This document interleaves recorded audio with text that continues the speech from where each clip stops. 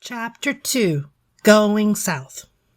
The station wagon zigzagged its way through red lights and wrong ways down one-way streets in the concrete, glass, and steel canyons of downtown L.A.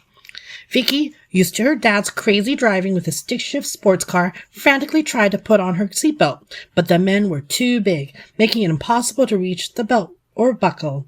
Left and right, she was pushed into the warm, squishy cushion of muscle and fat of the men beside her.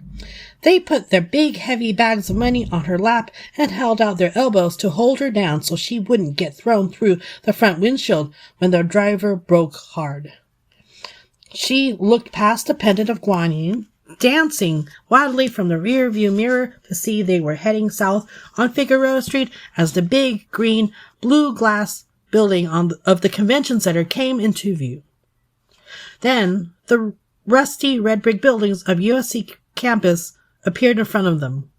They drove through the parking lot of the Science Museum and Olympic Stadium to the right of the university before making the on-ramp of the 110 freeway. "Okay, we're in the clear," said the driver, taking off his ski mask, revealing a bald head, big eyes with thick eyebrows, and a mustache. "We need to change cars. They'll be looking for this one," said the front passenger, taking off his ski mask to reveal a clean-shaven baby face and freshly trimmed hair. "It's hot in this thing," said the man on her right, revealing a light goatee with a chin strap and puffy natural afro hair. They got off the freeway somewhere in the south-central area. They cruised alongside a long, white, single-story building with a series of nine sun-faded, blue pointy fins reaching high into the sky. In between the fins were big white rectangles, each with a bold letter to spell out car wash. They pulled into the dark tunnel of this abandoned mid-century modern-style car wash and turned off the engine. The men quickly got out and took the money off Vicki's lap. Vicki quietly stayed in her mom's car. Not knowing what to do, she fidgeted with the edge of her t-shirt. It took a few minutes for her eyes to stop seeing a green sheen against the black as her eyes adjusted, and she could make out everything in the tunnel. The bits of sunlight streamed into the ventilation holes. She watched the men throw the bags into the trunk of an old black Cadillac parked in front of them. They turned back to the station wagon. "What do we do with the kid? We can't just leave her here," said the man with the afro. "It ain't safe." "Sorry, kid. Looks like you're with us until we figure things out and get you back to your mom." The man who sat on her left, wearing cornrow braids, held a hand out to her. Shaken, queasy, but not worried about her life anymore, the ever-trusting Vicki nodded her head and put a tiny hand into the man's giant palm. His hand wrapped entirely around hers as he lifted her out and over to the third getaway car.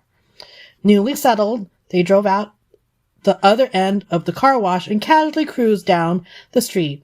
All four men manually rolled down their windows with silver cranks on each door. The front passenger turned on the radio to K-Day, 1580 AM, a rap hip-hop station, and the guys softly bopped their heads along to the aggressive poetry. Vicki felt relieved when they actually stopped at a red traffic light.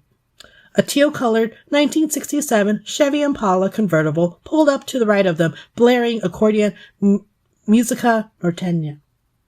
"What you looking at?" said the afro-haired man on her right. Vicki poked her head around his big belly to see a car full of young Latin American men wearing bandanas. Suddenly, they gave her car the finger. "Well, a happy beeping day to you too," bellowed Afro Guy as Vicki heard click sounds. "Don't be stupid. Ignore them," said Babyface as he glared at Afro Guy. Afro Guy flashed his handgun out the window too. "Hey, yo, we got a kid in here," bellowed Cornrow Guy to both cars, pointing to Vicki. The men in the other car were shocked to see a little Asian girl's head poking out of the back seat when the light turned green and the car sped away from them.